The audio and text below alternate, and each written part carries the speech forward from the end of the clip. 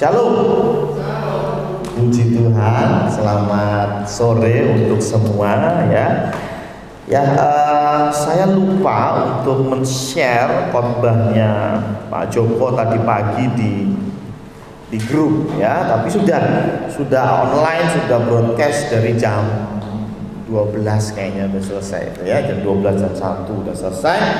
Tapi lupa saya broadcast. Kurang lebih temanya kan sama ya. Pak Joko juga mengusung tema tujuan dari keluarga, dan rupanya nggak beda jauh dengan apa yang saya persiapkan, bahkan mirip ya, mirip sekali ya. Kalau saya bisa mereview apa yang Pak Joko sampaikan tadi pagi, jadi tujuan dari sebuah keluarga itu adalah kesatuan yang utuh, gitu ya. Dan kesatuan utuh itu dimulai dari menjalin persahabatan ya. Kalau di dalam keluarga sudah tidak ada persahabatan, kalau kau lebih memilih membela teman-temanmu daripada membela keluargamu, ini masalah ya. Yang kedua, saling mengisi dan melengkapi. Yang ketiga, saling menikmati. Yang keempat, beranak cucu.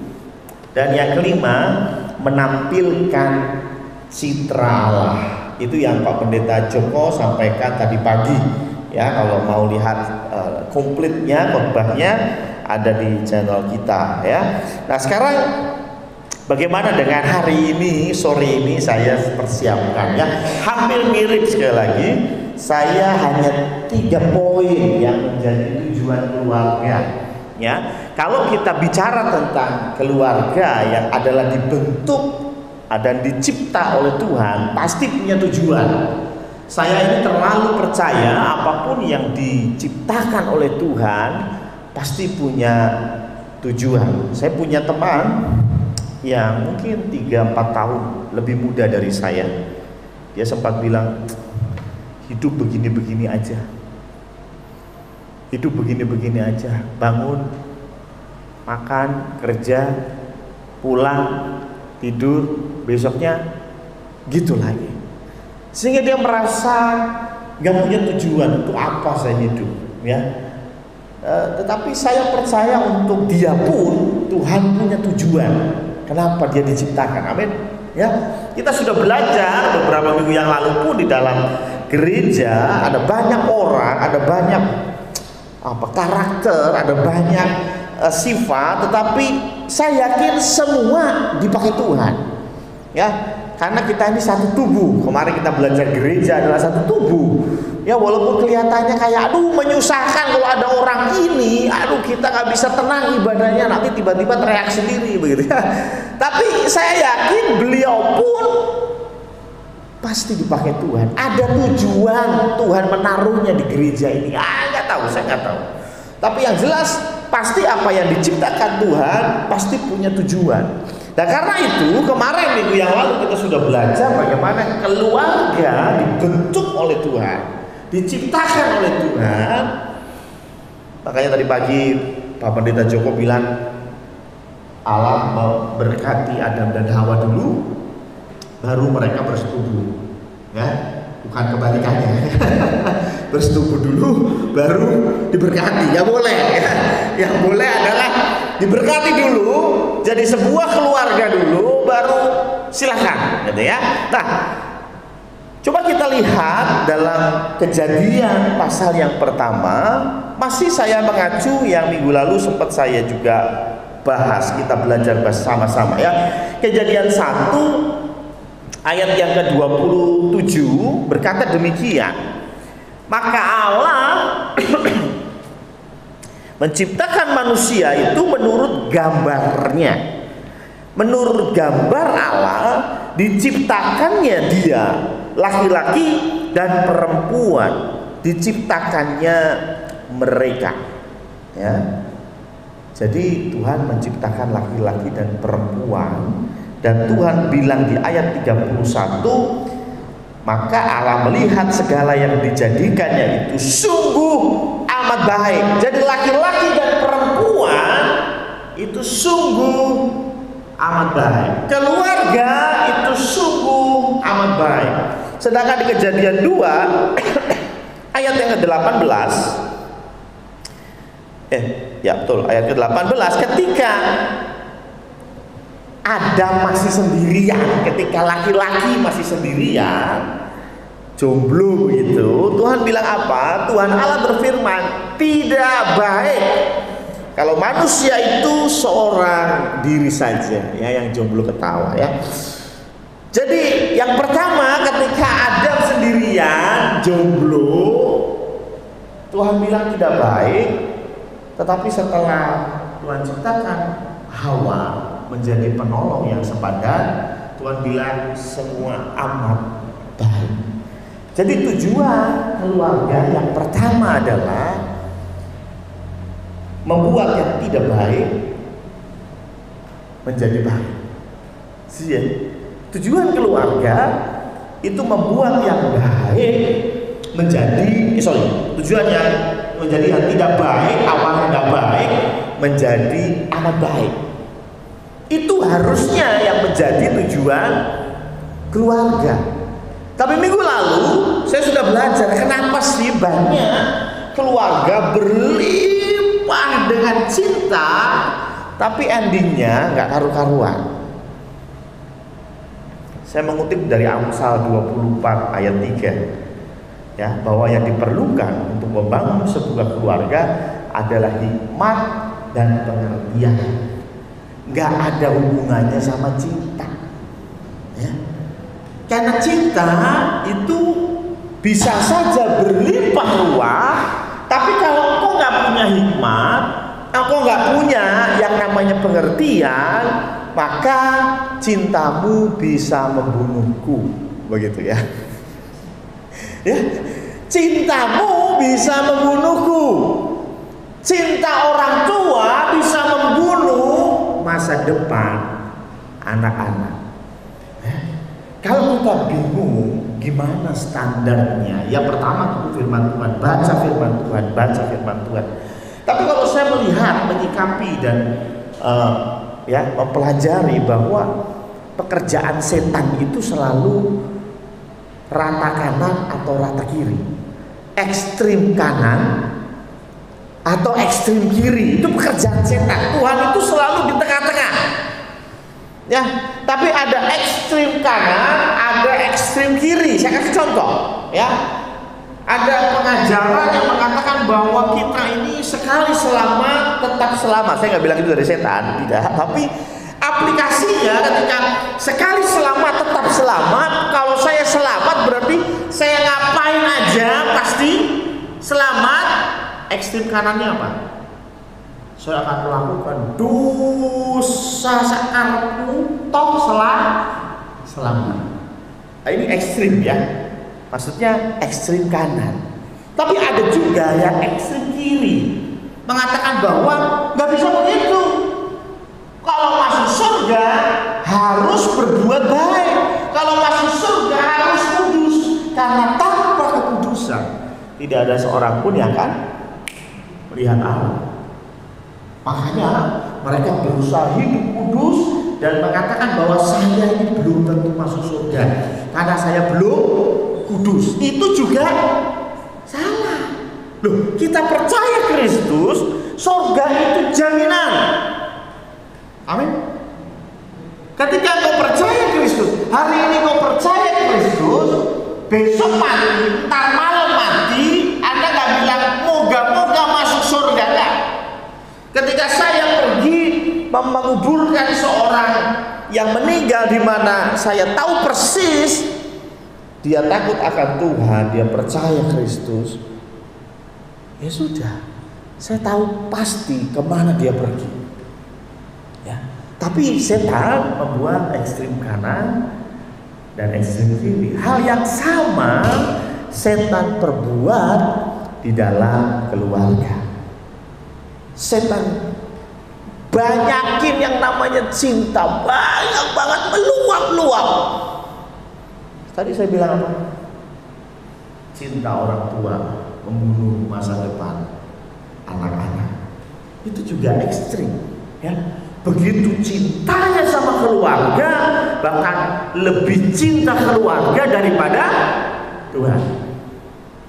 Saya masih ingat di PDP, Pekan Doa Pentakosta, ya, tahun 2020 yang disiarkan online karena pandemi, ya. Itu juga kita membahas bagaimana Tuhan ingin membentuk kita, dan yang paling berat adalah ketika Tuhan mau mengambil apa yang menjadi nomor satu di dalam hidup kita, supaya Tuhan jadi nomor satu. Kalau kita nggak mau serahkan kepada Tuhan apa yang menjadi prioritas hidup kita, entah karir, entah pasangan hidup, entah keluarga, maka kalau Tuhan sayang, Tuhan akan ambil itu dengan paksa. Ya, nggak tahu gimana cara Tuhan, tetapi kalau Tuhan sayang, kalau Tuhan nggak sayang beda cerita, ya. Kalau Tuhan sayang, Tuhan akan ambil yang nomor satu di dalam hidup kita dengan paksa, dan itu sakit. Karena itu pekerjaan setan yang pertama, meluap-luapnya cinta di dalam keluarga, tapi tanpa hikmat dan tanpa pengertian. Ya. Sehingga jangan heran anak-anak jadi melawan kepada orang tua, padahal orang tua begitu sayang sama anak-anak. Bahkan mereka rela mati untuk anak-anak mereka.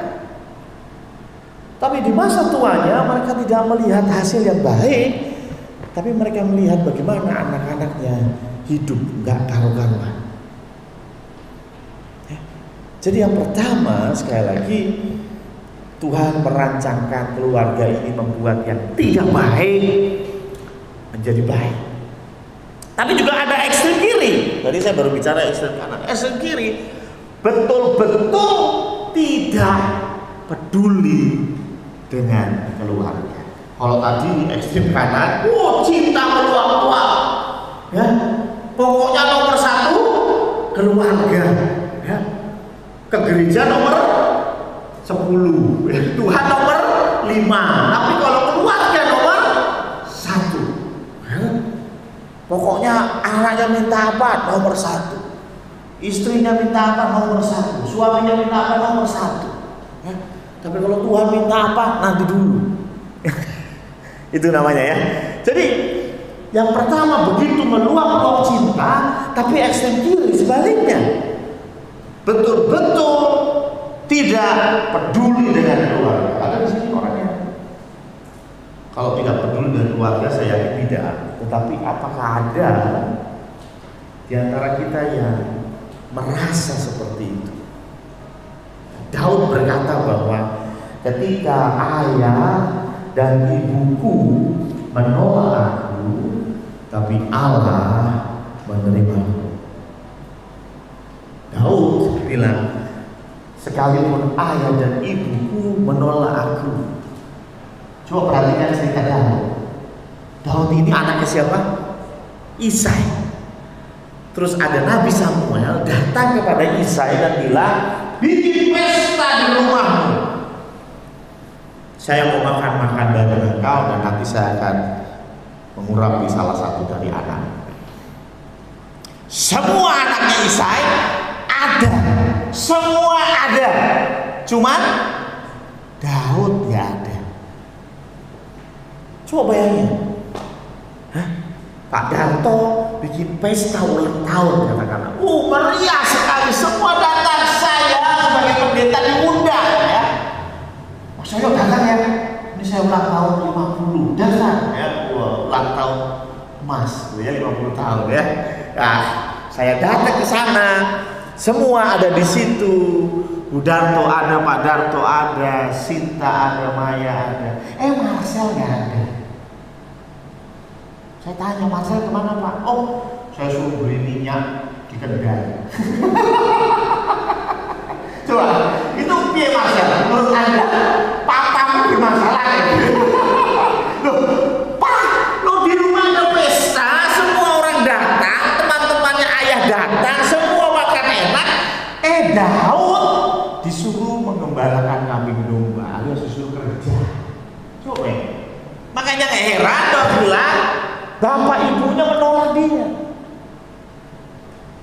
Banyak anak-anak yang bermasalah lahir dari keluarga yang tidak dipedulikan oleh orang tuanya.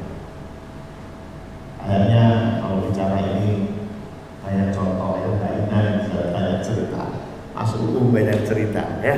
Bagaimana anak-anak bermasalah bukan karena kekurangan, bukan karena kelebihan cinta, tapi kekurangan cinta. Mereka merasa nggak diperhatikan oleh orang tuanya. Mereka merasa nggak dididik. Mereka merasa nggak disapa. Minggu yang lalu saya bicara tentang keluarga harus mendidik, harus menghormati, dan harus ada pujian. Betul. Dan itu mereka nggak dapat di rumah. Nggak dapat di rumah. Dan itu adalah cara iblis untuk merusak keluarga. Yang dimana Tuhan rancangkan tujuannya adalah dari yang tidak baik menjadi amat baik, tapi karena setan, karena dosa, karena ketidakpengertian kita, keluarga menjadi tempat yang tidak menyenangkan. Hati-hati kalau Anda punya anak tunggal yang sudah ditunggu puluhan tahun. Hati-hati.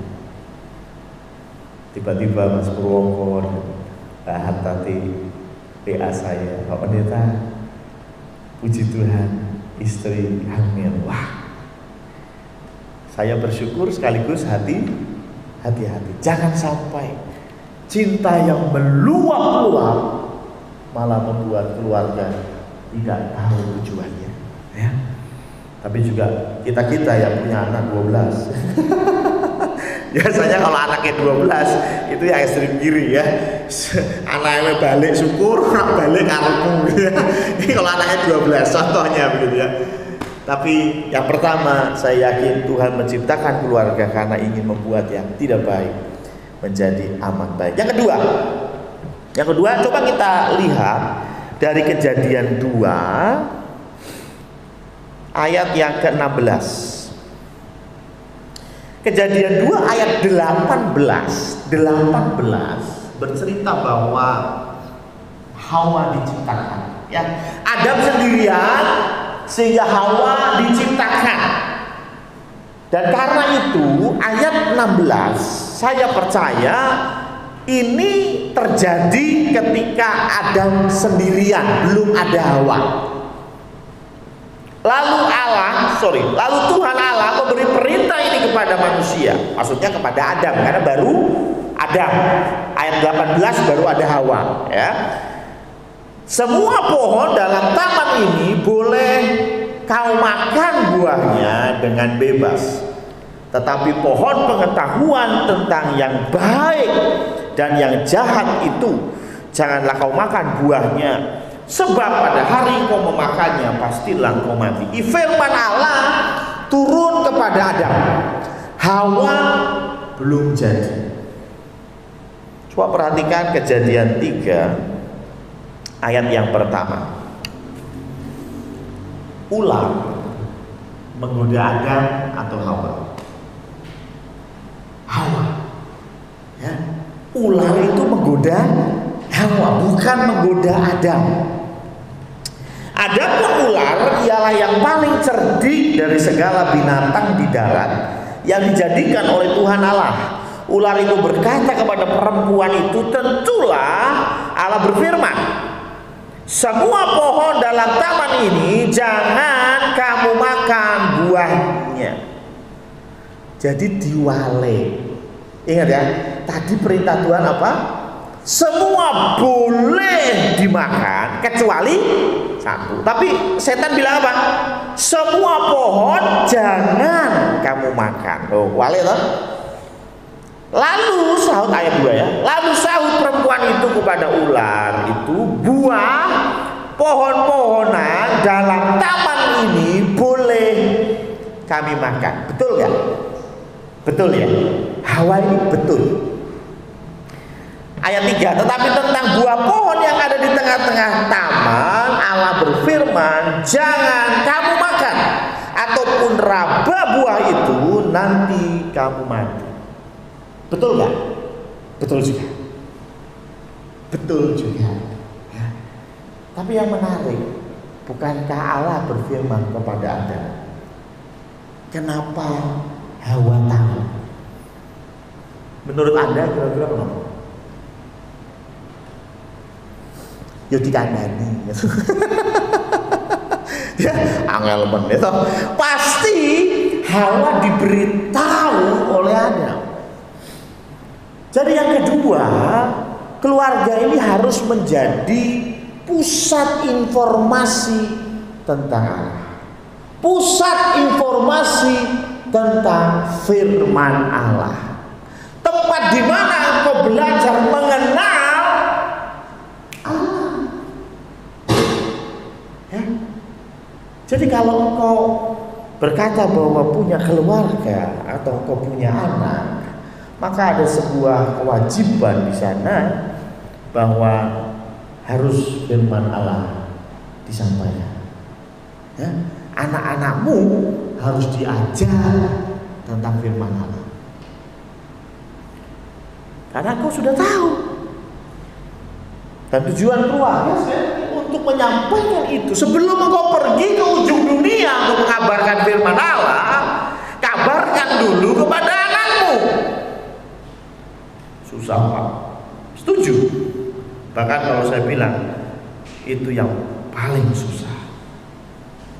Tapi saya mau bilang ya, kalau kau sudah melewati yang paling susah, maka yang lain itu gampang. Setuju? Kalau kau sudah melewati yang paling susah, sekali lagi, maka yang lain itu gampang. Kalau kau sudah bisa membawa keluarga mengenal Kristus, kalau kau sudah membawa keluarga hidup dalam firman Tuhan, yang jelas susah dan amat susah. Engkau pergi ke Yudea, Samaria, ujung bumi kecil. Betul ya? Sekarang pertanyaannya, kenapa kita menyampaikan firman Tuhan di dalam keluarga itu susah? Karena seringkali kita tidak menghidupi firman. Ya. Ada banyak orang, teman-teman saya, lebih nyaman mereka menjadi pengkhotbah keliling. Maafkan bahasa saya. Lebih suka mereka menjadi pengkhotbah keliling. Di Jakarta banyak. Ada persekutuan A, dia khotbah di sana. Selesai, pindah di B. Besoknya lagi pindah di C. Ya. Oh, kok nggak mau daftar melamar di satu gereja menjadi pendeta di gereja lokal? Nggak mau. Alasannya apa? Yang pertama, kalau khotbah keliling itu cukup dengan modal 2-3 khotbah. Ya, 2-3 khotbah, Anda muter kan. Yang pertama khotbah A di tempat A, khotbah A juga Anda bisa sampaikan di tempat B, ada yang tahu kan. Kemudian pindah lagi, ya monggo. Sehingga dia hanya ya modal 2-3 khotbah aman. Sedangkan kalau engkau berada di tengah-tengah jemaat, baru baca ayat aja jemaat udah bilang kemarin udah. Harus ada yang baru tiap kali. Tapi yang itu sih oke lah, itu hanya masalah bagaimana kita mau belajar firman Tuhan ya. Tapi yang lebih berat sebetulnya yang kedua. Ketika engkau ada di tengah-tengah gereja, mau tidak mau kehidupan pribadimu orang tahu. Orang bisa menilai apakah apa yang lu omongin lu kerjakan. Dan itulah yang terjadi di dalam keluarga. Nggak mungkin ayahmu hanya datang seminggu sekali untuk bicara 2 jam. Mungkin nggak ayahmu begitu? Kalau begitu ada yang salah dengan ayahmu. Ayahmu tinggal satu rumah 24 jam sehari. Katakanlah ada berpisah karena ayah kerja dan lain sebagainya, tapi dihitung-hitung pasti Banyak waktu engkau bersama-sama dengan ayah dan ibu. Banyak waktu engkau bersama-sama dengan kakakmu. Betul nggak? Dan itu yang menjadikan kita sulit untuk masuk mengabarkan Injil. Jujur, itu kan? Ya. Ketika kita bicara ampuni, lu aja nggak ngampuni. Ketika kita bicara perpuluhan, lu aja nggak perpuluhan, gitu kan? Langsung dismas, selesai kita. Ya. Itulah mengapa kalau kita mau tujuan keluarga ini berjalan dengan baik, firman Tuhan bisa disalurkan dari orang tua kepada anak, dari suami kepada istri, dari istri kepada suami. Maka mau gak mau satu cara, harus menghidupi firman Tuhan. Selama engkau hanya ngomong tak, keluargamu gak akan berubah. Saya punya teman yang hafal ayat firman Tuhan. Kalau begini larinya ke sana, nanti berdebatnya di sini. Kita yang lihat bengong gitu ya. Wow, hebat sekali firman Tuhan, hafal tafsirannya hebat. Tapi dia masih bergumul dengan anaknya. Saya nggak menghakimi, saya nggak menghakimi beliau. Tapi maksud saya memang itu yang paling sulit. Ya, makanya tadi saya bilang yang namanya menyampaikan firman Tuhan di tengah-tengah keluarga itu yang paling susah. Itulah mengapa saya sarankan kepada keluarga-keluarga muda yang baru menikah, ketika mulai katekisasi pranikah, saya bilang harus biasakan ada mesbah keluarga. Harus. Ketika pasangan suami istri datang, calon suami istri datang untuk katekisasi pernikahan, saya minta, udah suaminya bimbing doa. Pertama biasanya gak biasa gitu doa di sebelah pacarnya gitu ya, gak biasa. Oh berarti kamu gak pernah doa selama ini, gak pernah berdoa. Kalau pergi keluar berdua makan berdua gak doa, ya beda ya. Waduh repot ini ya. Ya. Tapi saya mau mereka mulai terbiasa dengan berdoa, terbiasa dengan firman Tuhan. Saya berharap ini terus dilakukan.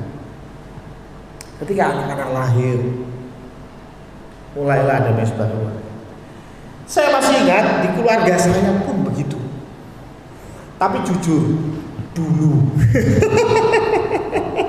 Ya, jujur ini dulu. Saya masih ingat ketika kami masih tinggal di Cirebon, ya, sekitar tahun 90-an, ya. Sasa belum lahir, Bernika apalagi ya.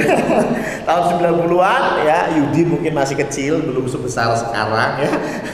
Tapi tahun 90-an kami tinggal di Cirebon dan ya memang nggak inget banget, tapi saya ingat kami sering duduk melingkar untuk mesbah keluarga ya. 4 anak, bapak ibu. Ya, mungkin saya masih umur SD atau TK gitu ya. Tapi setelah itu jujur sih, kayaknya nggak lagi gitu ya. Ya, kayaknya nggak lagi ya. Tapi saya berpikir, ya nggak tahu kenapa ayah saya nggak lakukan itu lagi, mungkin kesibukan dan sebagainya, pelayanan dan sebagainya, saya nggak ngerti. Tapi intinya itu baik, walaupun saya hanya sempat menjalani itu ketika saya masih kecil, tapi itu membuat saya jadi mengenal Kristus. Betul? Saya jadi terbiasa bicara tentang Kristus di rumah. Ada banyak orang yang keluarganya Kristen, bapak ibunya Kristen, anaknya Kristen, mbahnya Kristen, tapi ngomong tentang Kristus, bilang Tuhan Yesus baik, itu aja tuh nggak enak gitu. Oh nggak usah lah ya. Ketika anaknya sakit gitu, ibunya mau doain, nggak berani gitu loh. Piye toh, lo anaknya loro, kowe kon doa kok ora gelem gitu piye gitu loh, ya kan? Karena nggak biasa, tahu maksudnya ya.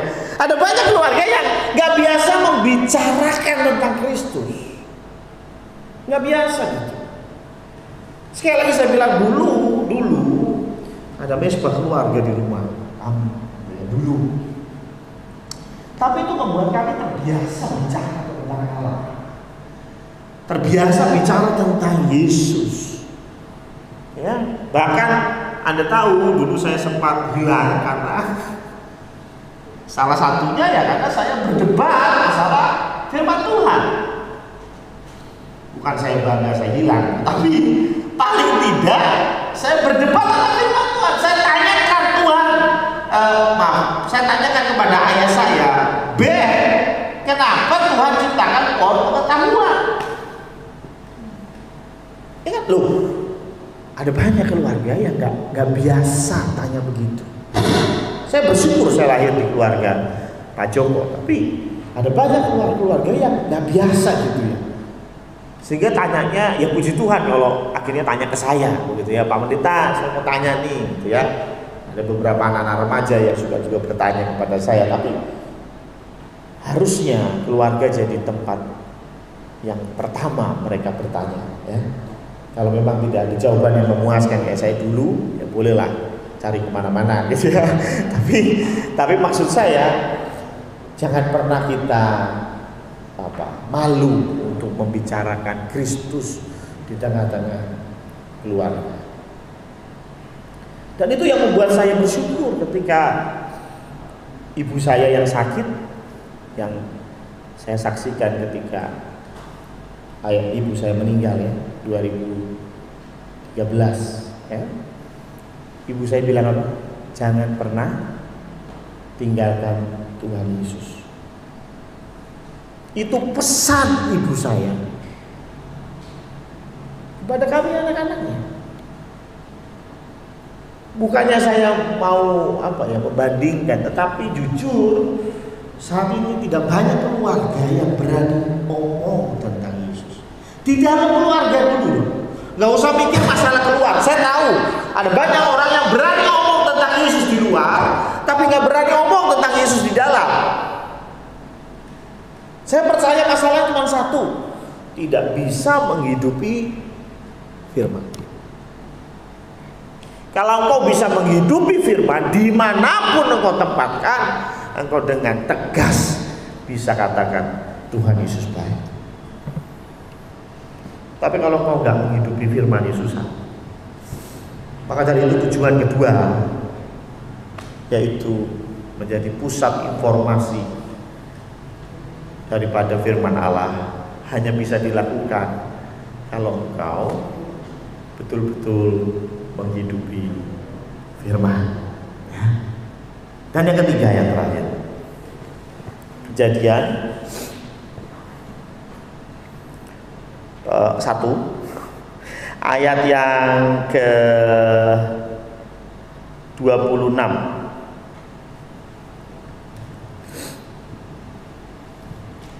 Sebelum Tuhan Yesus sebelum Allah menciptakan manusia di pas ayat 27 ya, menciptakan manusia laki-laki dan manusia perempuan, atau saya bisa bilang keluarga. Sebelum Allah menciptakan keluarga, ayat 26 berkata, berfirmanlah Allah, baiklah kita menjadikan manusia menurut gambar dan rupa kita,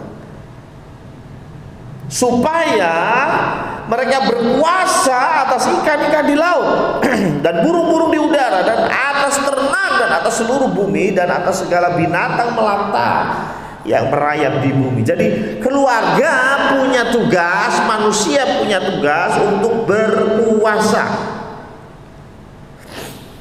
Dan itu susah. Syaratnya adalah harus seturut gambar dan rupa Allah. Jadi yang ketiga, tujuan keluarga adalah menghadirkan Allah di bumi. Ya, kita selalu berkata bahwa nanti kita akan masuk surga, nanti kita akan masuk surga. Tapi beberapa pujian katakan bahwa keluarga adalah surga. Sudahkah keluarga menjadi surga? Atau mungkin keluarga hanya menjadi bumi? Saya nggak bilang neraka ya, kalian memang dalam keluarga enjoy, saling mengasihi, tapi dengan nilai-nilai standar bumi, dunia. Ya. Standar-standar dunia di dalam keluarga itu juga banyak dibelokkan, gitu ya. Banyak dibelokkan. Saya kasih contoh. Menghormati orang tua harus dan wajib, ya, menghormati orang tua harus. Tapi kemudian dunia membelokkannya ketika orang tua sudah meninggal pun masih tetap opor ayam itu datang. Orang tua sudah meninggal pun setiap malam masih diajak ngomong. Ya. Anda kangen dengan orang tua, ya itu normal. Ya, saya pun ada waktu saya rindu dengan ibu saya. Tapi saya tetap berdoa kepada Tuhan, jangan berdoa kepada ibu saya. Ya. Bukan berarti saya tidak sayang dengan ibu saya sayang. Tetapi hal-hal itu kemudian dibelokkan. Ketika anaknya sakit, dipanggilin orang pintar. Kenapa disebut orang pintar? Karena yang datang orang bodoh. Betul gak ya? Karena yang datang orang bodoh. Wis dihapusi jadi jalui duit.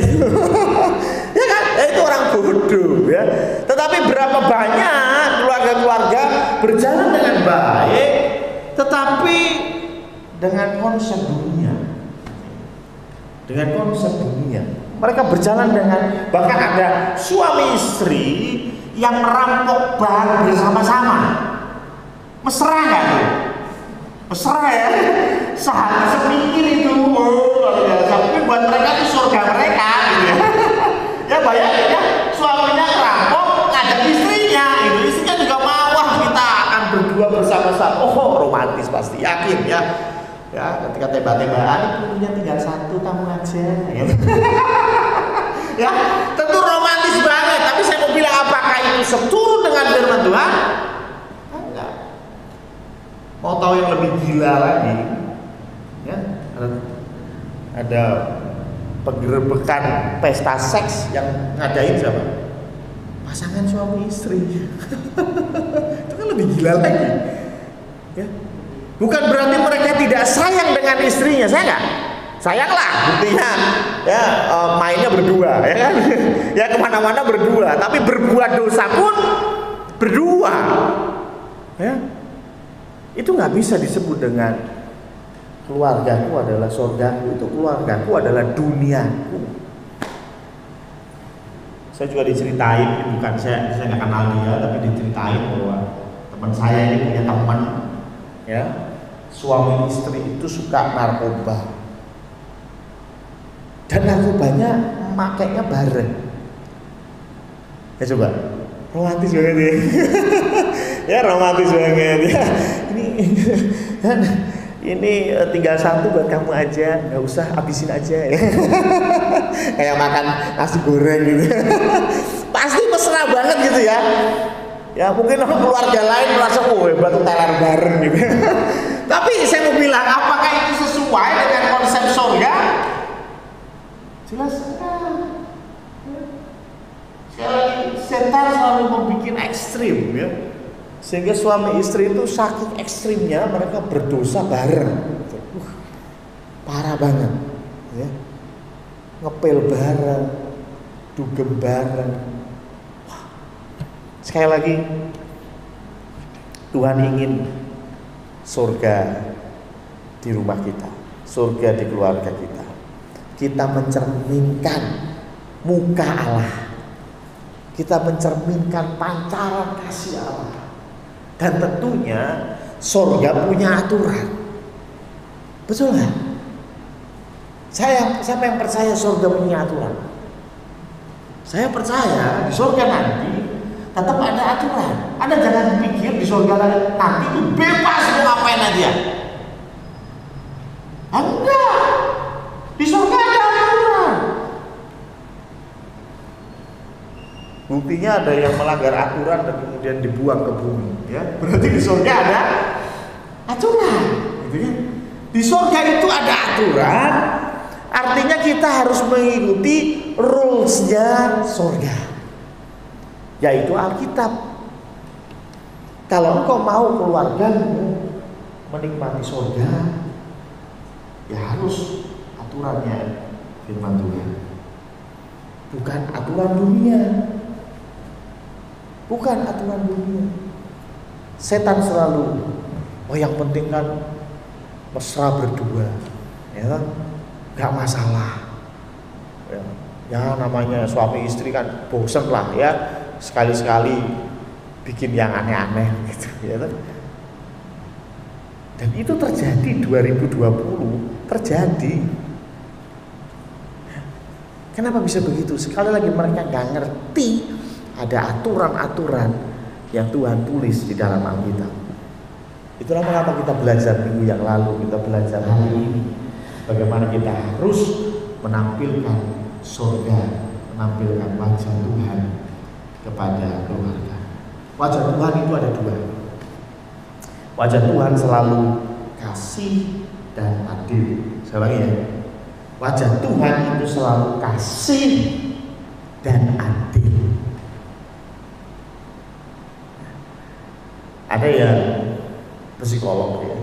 Kalau psikolog sih didengerin boleh, nggak juga nggak apa-apa ya. Kalau berkata bahwa harusnya suami istri itu berbagi peran gitu ya. Kalau suaminya kasih hukuman kepada anak, maka istri harus merangkul. Kalau istrinya yang lagi marah sama anak, suami yang harus merangkul. Tapi itu nggak perlu sampai psikolog. Ayah saya pernah cerita, beliau itu main panah-panahan. Do you know panah-panahan? Ya, jadi pakai kayu panjang, ya kayak panah-panahan. Ketika dipanah begini, tebak apa yang menjadi sasaran panah ayah saya? His mom. Emaknya gitu ya. Jadi emaknya itu dipanah gitu ya. Tus. Dan puji Tuhan kena mata. Tuh. Nah, emaknya ayah saya berarti nenek saya gitu ya. Nenek saya marah betul. Dan jangan salah, nenek saya ini orang Madura. Marah betul, dan kata ayah saya belum lahir gitu. Kata ayah saya, hari itu ayah saya dihajar luar biasa oleh emaknya. Ya emang kelakuannya parah sih ya. Dipanah tuh emaknya, astaga ya. Aduh, untung jadi pendeta, kalau enggak jadi apa itu ya. Ya, itu emaknya ngamuk betul, dan ayah saya dipukul luar biasa. Ayah saya bilang nggak tahu dipukulnya kayak apa, pokoknya sampai babak belur lah, pokoknya sampai paling parah itu. Tiba-tiba setelah itu terjadi, ayahnya, berarti kakek saya, ayahnya ayah saya ajak ayah saya pergi jalan-jalan. Ya. Dan kata ayah saya, itu satu hal yang seneng banget gitu. Seneng banget bisa pergi jalan-jalan sama ayahnya. Setelah kejadian dipukulin sama emaknya.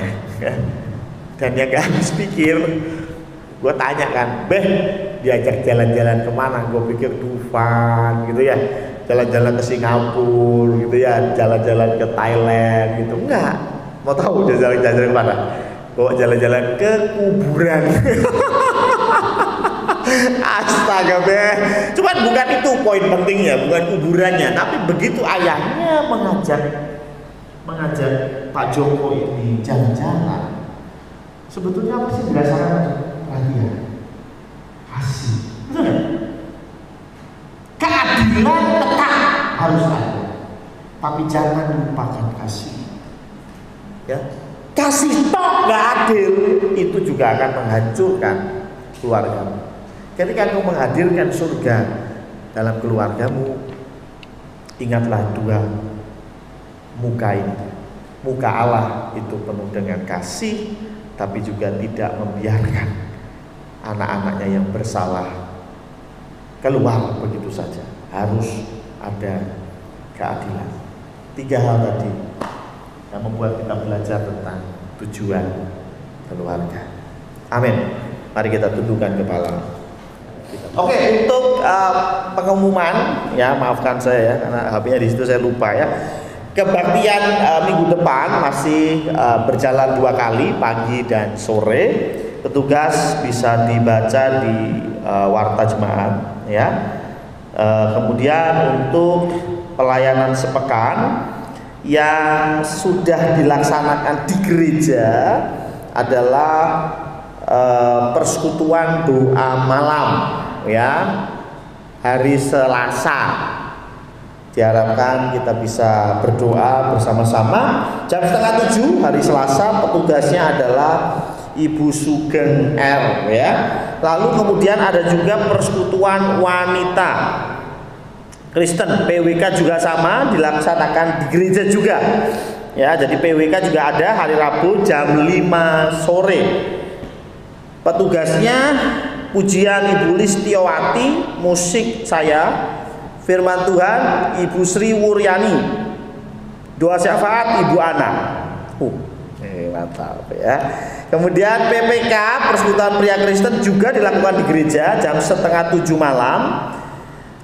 Pujian Bapak Lukas, musik Bapak Budi, firman Tuhan Pak Andreas Chandra. Mantap ya. Doa syafaat Pak Darto Jos, Pak Ketua, doanya pasti manjur ya. Kemudian KPK online, persekutuan doa pagi online. Tadi pagi sudah dilakukan ibadah Joy Kid juga yang sebulan 1 kali ya. Tadi pagi sudah dilakukan juga. Dan nanti sore, nanti malam jam 7 ada Genji ya.